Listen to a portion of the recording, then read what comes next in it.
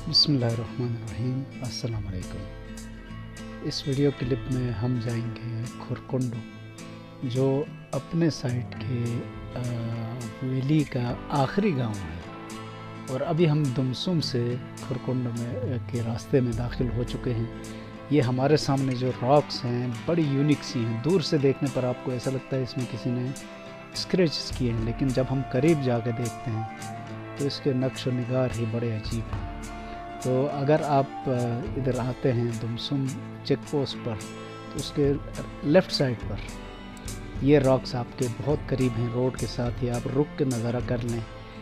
اسی طرح کی ایک سیریز اسی ویلی کے دوسری سائڈ پر بھی ہے۔ یہ میرا خیال ہے کبھی یہاں سے پانی گزرا، یہ دیکھیں آپ ذرا پوری راک اوپر سے نیچے تک اسی طرح کی نقش و نگار جو قدرتی ہیں۔ جیوگرافر سے ہم نے پوچھا تو بتایا گیا تو کہ یہ ایسے یا تو ونڈ کی وجہ سے ہوتا ہے یا پانی کی وجہ سے۔ تو پھر تمیز کیسے کریں؟ تو اس کی دو نشانیاں ہیں، بہت اسموتھ ہوں اور اس کے آس پاس میں پانی موجود ہو تو وہ پانی کی وجہ سے ہے، اگر رف سے ہوں اور آس پاس میں پانی نہ ہو تو وہ ہوا کی وجہ سے ہے۔ یہ اسموتھ بھی ہیں اور بیچ میں ایک نالا ہے، تو اس کا مطلب ہے یہ پانی کی وجہ سے ایسا ہوا ہے، یعنی کبھی پانی ان راکس کے اوپر سے گزرا ہے، اس لیے یہ ایروجن ہوئی ہے اور یہ نقش و نگار بنے۔ بہرحال بہت خوبصورت منظر ہے یہ، اور اس کو ضرور آپ جب بھی ادھر آئیں دمسم میں تو آپ اس کو چیک کریں، بڑا مزہ آئے گا۔ ہم دمسم سے آگے بڑھ چکے ہیں اب، اور جس جگہ پر ہم پہنچے ہیں اس کو کرمنڈنگ کہا جاتا ہے۔ اس سے آگے کندس کا گاؤں ہے، اور کندس کے دو حصے ہیں اور بہت ہی پیارا گاؤں ہے۔ پہلے جو پورشن آتا ہے بڑا، وہ کندسی کہلاتا ہے، جبکہ کافی مشکل سی چڑھائی چڑھ کے اوپر ایک اور چھوٹے سے گاؤں میں چلے جاتے ہیں تو وہ کھرکنڈو کہلاتا ہے۔ کھرکنڈو آخری گاؤں ہے، اس سے آگے پھر سیاچن کا بارڈر شروع ہو جاتا ہے۔ اور یہ یاد رکھیے کہ سیاچن کا بارڈر کوئی چھوٹا بارڈر نہیں ہے، کئی ویلیز اسی سیاچن پر جا کے ختم ہو جاتی ہیں۔ ان میں سے ایک ویلی دمسم والی ہے، اسی کے ساتھ گیانگ والی ویلی ہے، اب یہ کھرکنڈو والی ویلی ہے۔ یہ ساری سیاچن گلیشیر پر ختم ہو جاتی ہیں۔ اور اب آپ آگے دیکھ سکتے ہیں کہ یہاں کی جو پہاڑی سٹرکچرز ہیں وہ بڑی یونیک سی ہیں، تقریباً اسی طرح کی چوٹیاں ادھر اس کے دوسری طرف ایک اور ویلی ہے ہوشے ویلی، وہاں بھی ہمیں نظر آتے ہیں۔ یہ کون ٹائپ کے پہاڑی سلسلے ہیں، تو ہم ان کو کونز کہہ سکتے ہیں۔ یہاں کا راستہ تھوڑا کچا تھوڑا پکا ملا جلا سا ہے، اور اگر آپ کی گاڑی آرام دہ ہے تو کوئی ایشو نہیں ہے، آپ آرام سے یہاں سے ٹریول کر سکتے ہیں، ورنہ جو عام ٹویوٹا گاڑی ہوتی ہے اس میں یہ بہت تکلیف دہ سفر ہے۔ راستے میں چھوٹی چھوٹی آبادیاں آتی ہیں اور درخت ہیں، زیادہ تر درخت یہاں بھی بید کے ہی ہیں، تھوڑے بہت خوبانی کے درخت بھی ہمیں دکھائی دیے، اور بید اس پورے ریجن کا پسندیدہ درخت ہے، جو میں نے پہلے بھی کسی ویڈیو میں کہا تھا ملٹی پرپز یوز ہوتا ہے۔ اس کے پتے بھیڑ بکریوں کو کھلائے جاتے ہیں، اس کے تنے تعمیرات میں استعمال ہوتے ہیں، اور اس کی لکڑی جلانے کے بھی کام آتی ہے، اور اس کی گروتھ اس کلائمیٹک کنڈیشنز کے لیے بیسٹ ہے، لہٰذا لوگوں نے اس کو پھلدار درخت کی طرح پروٹیکٹ کر کے ان درختوں کو اگایا ہوا ہے۔ یہاں پر خوبانی کے پھول کھل کے ختم ہو چکے ہیں، اور اس کا مطلب ہے کہ یہ نسبتاً جو اوپر دمسم کا علاقہ تھا اس سے نسبتاً گرم علاقہ ہے۔ کچھ جگہوں پر البتہ خوبانی کے درختوں پر پھول اب بھی نظر آتے ہیں۔ اور اس ویلی میں بھی فوجی ظاہر آمد رفت زیادہ ہے، کیونکہ بارڈر کا ایریا ہے، میں نے کہا سیاچن ایک سینسٹیو بارڈر ہے، تو اس کی وجہ سے ہی صحیح لوگوں کو یہ فیسلٹی ملتی ہے کہ روڈ کافی بہتر حالت میں ہوتا ہے اور اس کو مینٹین بھی رکھا جاتا ہے، ورنہ عموماً ایسے چھوٹے گاؤں جو اتنے دور دراز ہوں ان تک روڈ بمشکل ہی بنتا ہوگا۔ تو ابھی ہمیں تھوڑے سے آثار دکھائی دینے لگے ہیں کندس کے، وہاں جا کے میں آپ کو بتاؤں گا کہ کندس کتنا خوبصورت اور پلین اور بہت پرسکون گاؤں ہے۔ یہاں بھی آ کے میرا جی چاہا ایک دفعہ پھر کہ کچھ دن یہاں رہا جائے، شہر کی زندگی سے کٹ کر پوری دنیا سے الگ تھلگ، پرسکون، نو ٹینشن، ایسی لائف ہے یہاں۔ البتہ یہاں ایک اور پلس پوائنٹ ہے کہ گرم پانی کے چشمے ہیں، جن کی وجہ سے آپ کو گیزر کی ضرورت نہیں پڑتی۔ یہ دیکھیں کون شیپ کے پہاڑ، ہم اسی کون شیپ کے پہاڑ کے دوسری طرف جانے والے ہیں، اور وہاں پر اوپر، کافی اوپر ڈینجرس سا راستہ ہے، آدھا گھنٹہ پونے گھنٹے کا ڈرائیو ہے، پھر ہم اس آخری گاؤں کھورکنڈو پہنچ جائیں گے۔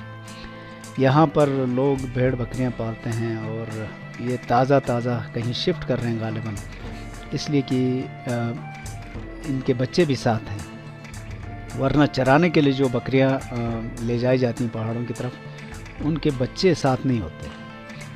یہ بچے ساتھ ہونے کا مطلب ہے کہ ان کو چرانے کی نیت سے نہیں بلکہ کہیں شفٹنگ کے لیے لے جایا جا رہا ہے۔ آگے وہ کونس ہم کہہ سکتے ہیں، کندس کونس، اس کون کے آدھے حصے تک ہم اوپر جائیں گے، اس پر چڑھیں گے، گاڑی لے کر چڑھیں گے، پیدل نہیں۔ پھر ہم اس کی آدھی ہائٹ کے بعد اس گاؤں تک پہنچیں گے جہاں گرم چشمہ بھی ہے، اور یہ وہ آخری گاؤں ہے۔ تو ہم جو آگے بڑھ رہے ہیں تو یہ کونس ہمارے بہت قریب آ رہے ہیں۔ بڑا پیارا منظر ہے یہ، لیکن درختوں کی وجہ سے بہت واضح نہیں ہوتا ہے، اس لیے میں مختلف اینگل سے اس کو کیپچر کرنے کی کوشش کرتا ہوں۔ اس گاؤں میں ہم تقریباً انٹر ہو چکے ہیں۔ یہاں سے 2 ویلیز پھر بنتی ہیں۔ لیفٹ کی طرف کوئی انسانی آبادی نہیں ہے، بھیڑ بکریاں لے کے جاتے ہیں لوگ، چرا کے شام کو واپس لاتے ہیں۔ رائٹ پر کافی اونچی چڑھائی چڑھنے کے بعد ہم کھورکنڈو گاؤں پہنچ جائیں گے، اور کھورکنڈو سے واپسی کا بھی الگ سے میں نے ویڈیو بنایا ہے، وہ صرف کھورکنڈو سے کندوز تک ہوگی، جس میں آپ کو اندازہ ہو جائے گا کہ ہم نے کتنی چڑھائی چڑھی تھی اور اب کتنی اترائی اتر رہے ہیں۔ چڑھائی چڑھنے کے تقریباً برابر مشکل اترائی اترنا بھی ہے، تو راستہ کبھی کھلا کبھی تنگ سا آتا جا رہا ہے، اور ہم آگے بڑھتے چلے جا رہے ہیں۔ جتنا آگے بڑھ رہے ہیں وہ کون والی چوٹیاں ہمارے بہت قریب آ رہی ہیں، اور ان مناظر میں بندہ کھو جاتا ہے بس۔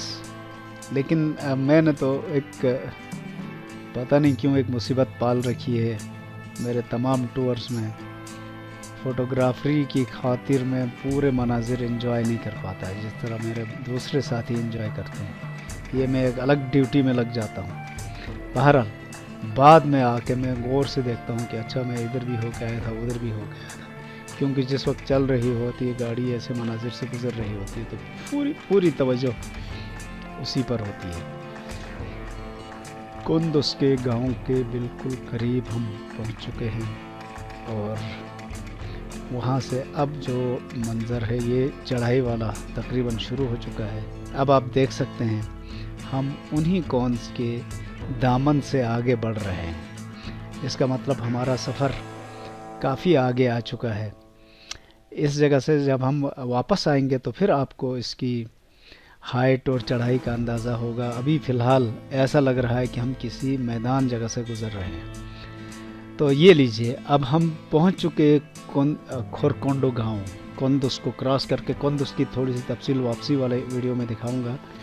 ابھی ہم اس ویلی کے آخری گاؤں میں پہنچ چکے ہیں، جو بہت بڑا تو نہیں ہے لیکن بڑا پیارا گاؤں ہے، اور یہاں پر کھیتی باڑی اب شروع ہو رہی ہے، اور ادھر جو خوبانی کے اکا دکا درخت ہیں وہ ابھی کھلنے لگے ہیں۔ اس کا مطلب اس کی ہائٹ تقریباً کندوز سے بھی 1000 فٹ سی لیول سے اونچائی پر ہے، جس کی وجہ سے یہاں کلائمیٹ تھوڑا سا ہارش ہے۔ ایسے پہاڑی ریجنز میں لمحہ جب آپ ہائٹ پہ جاتے ہیں تو کلائمیٹک کنڈیشنز کا بڑا فرق پڑتا ہے، اور اس فرق کا اندازہ ہم یہاں کی کھیتی باڑی سے کر سکتے ہیں، درختوں کے اوپر کھلے ہوئے پھولوں سے کر سکتے ہیں۔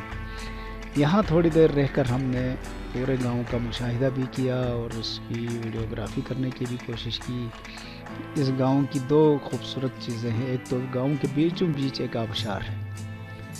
ہمیں ادھر جانا نہیں ہوا کیونکہ ہمارے پاس ٹائم تھوڑا سا شارٹ ہو گیا, لیٹ آئے تھے ہم. یہ ایک نالا ہے آگے جاتا ہے, یہاں سے بھی پانی آتا ہے, اور گاؤں کے بیچوں بیچ اوپر پہاڑ سے ایک آبشار یا جھرنا بھی اترتا ہے. اور دوسری بات, اسی گاؤں میں کے آخر میں ایک اور چھوٹا سا نالا ہے, اس کے اوپر گرم اور ٹھنڈا دو طرح کا پانی آتا ہے. ٹھنڈے پانی کے تو چشمے ہیں جو بہت ہی ابلتا ہوا اور اتنے پریشر سے نکلتا ہے.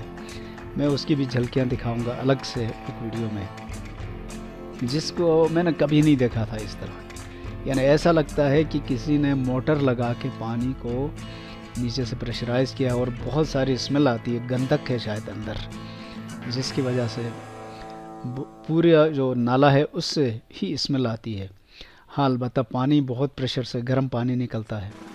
اس پانی کا استعمال اس طرح کیا گیا ہے کہ ٹھنڈے پانی کے ساتھ اس کو مکس کر کے ایک حمام, قدرتی حمام میں تبدیل کیا گیا ہے, جہاں آپ نہا دھو کر آ سکتے ہیں. اور پانی بہت ہی گاڑھا سا ہے, چکنا ہے, ایسا لگتا ہے صابن اس میں حل کیا گیا ہو, اور نہانے کا مزہ ہی آتا ہے. بہت مزے کا ہوتا ہے یہ پانی.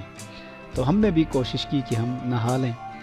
اور اب ہم ایک چھوٹے سے پل کو کراس کر کے اس کھرکنڈو گاؤں میں داخل ہونے والے ہیں. لیکن داخل ہونے سے پہلے 2-3 موڑز اترنے پڑتے ہیں آتے ہوئے, اور واپسی پر یہ موڑ چڑھنے پڑتے ہیں.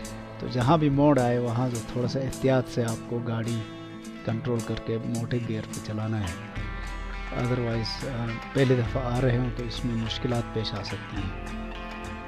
تو ہم نے وہ موڑ طے کیے, دوسرا موڑ اب آ رہا ہے, اور اب ہم نیچے پل کے پاس پہنچ گئے ہیں. یہاں چھوٹے سے کچھ بچوں نے ہمارا استقبال کیا. بعد میں پتہ چلا کہ ہم جب گاڑی میں اس جگہ پہنچے تو یہ بچے بھی پیچھے پیچھے آئے تھے. ان کی اسپیڈ ہماری گاڑیوں سے زیادہ تیز تھی, کیونکہ یہ ادھر کے باشندے ہیں, ادھر ہی رہنا پیدا ہوئے, یہیں رہتے ہیں, اس لیے ان کے لیے کوئی ایشو ہی نہیں ہے پیدل چلنا. ورنہ جو لوگ پہلی دفعہ آتے ہیں ان کے لیے یہاں تھوڑا سا تیز چلنا مشکل ہوتا ہے. تو یہ برج ہے جس کو کراس کر کے ہم مین جو گاؤں ہے ادھر پہنچیں گے. گاؤں کے کنارے کنارے پر سفر روڈ ہے جو آگے اس گرم چشمے تک جاتا ہے. اس لیے گاؤں کے اندر اگر کوئی کام ہو تو آپ جا سکتے ہیں, ادروائز نہیں جا سکتے, یا جانا بھی نہیں چاہیے. اگر کوئی جاننے والا ہو یا کوئی دعوت دے تو پھر جائیں, ادروائز آپ سیدھا آگے جائیں, اور جہاں آپ کو گاڑی کھڑی کرنے کی جگہ مل جائے ادھر گاڑی کھڑی کر کے 10-15 منٹ کی ہائٹ تک واک کرنے کے بعد یا بعد آپ پھر اس گرم چشمے تک پہنچیں گے, جہاں آپ چاہیں تو سالن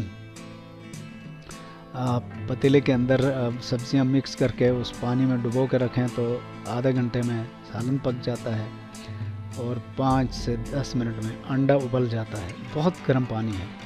اس کی جھلکیاں میں الگ سے آپ کو ایک ویڈیو میں دکھاؤں گا. یہاں سے روڈ بہت ہی تنگ ہے, لیکن بہرحال گاڑی آرام سے جا سکتی ہے, کوئی اتنی مشکل جگہ نہیں ہے, چڑھائی وڑھائی ذرا کم ہے. یہ گاؤں کے ہم شروع میں پہنچ گئے ہیں. جب یہاں اوپر پہنچے تھوڑی سی چڑھائی کراس کر کے تو بہت سارے بچے یہاں بھی موجود تھے, اور ان کی مصروفیات دیکھ کے مجھے یاد آیا کہ 50 سال پہلے ہماری جو مصروفیات تھیں وہ ان کی مصروفیات آج ہیں. اٹ مینس کہ یہ تقریباً گاؤں 50 سال پیچھے ہے. میں جس گاؤں میں پلا بڑھا, ہمارے بچپن میں جو ایکٹیویٹیز ہم نے کی وہی یہ اب کر رہے ہیں, جبکہ وہ ہمارا گاؤں اب شہر بن چکا ہے. تو ہم گاؤں کی حدود سے تقریباً باہر نکل چکے. اب یہ روڈ جہاں پر جا کر ختم ہوگی, ہم گاڑیاں وہاں کھڑی کر کے اوپر چشمے کی طرف جائیں گے, اور چشمے میں تھوڑا سا ٹائم گزار کے واپس آئیں گے. تو آپ نے یہاں تک ہمارا ساتھ دیا, ویڈیو دیکھنے کا بہت شکریہ, اور نیکسٹ قسط کے آنے کا آپ انتظار کیجئے. تب تک کے لیے آپ سے اجازت چاہتے ہیں. اللہ حافظ, best of luck, thank you very much.